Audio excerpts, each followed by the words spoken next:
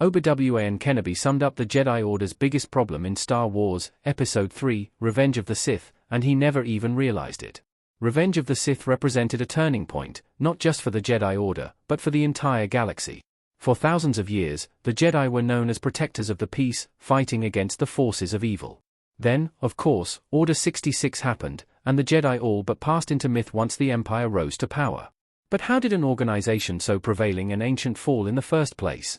Of course, the simple answer is that Darth Sidious, aka Emperor Palpatine, masterminded everything, emotionally manipulating the Jedi's most powerful asset and forcing the Order into an unwinnable war. The truth is more complicated, however.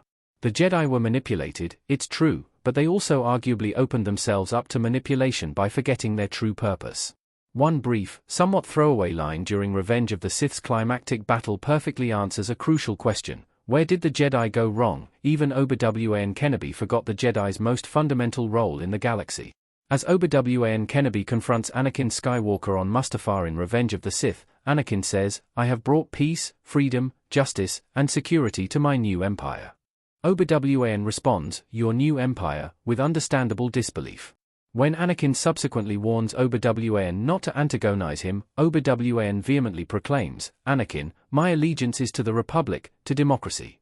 It's an easy line to overlook, especially as it's followed by the tragically iconic, "If you're not with me, then you're my enemy," but it says a lot about Obi Wan's and the Jedi's role in the conflict.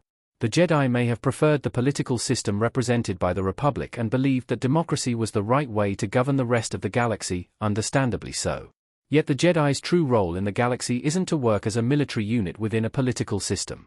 It's to protect, study, and champion the Force, keeping it in balance and dispatching those who would seek to do it harm or control it for nefarious purposes. Obi Wan is often seen as one of the Jedi Order's most loyal, unwavering, and well-balanced Jedi, and even he couldn't see why declaring his allegiance to the Republic and democracy was wrong. The Jedi's allegiance should have been to the Force and the life it represents. Not a political system that was, sadly, as the Jedi should have learned from their millennia-long history, destined to be overturned one day anyway. What if the Jedi had opened themselves up to the Force more?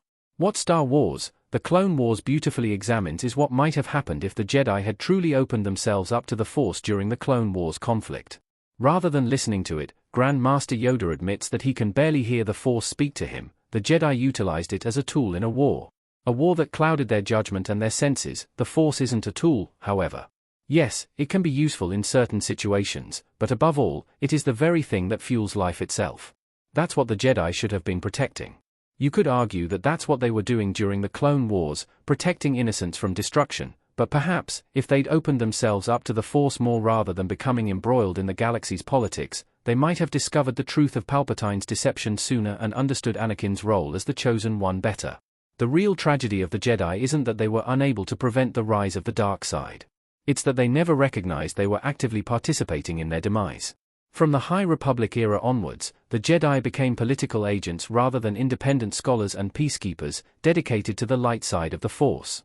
Sadly, they never truly recognized it until it was too late in Star Wars, Episode 3, Revenge of the Sith.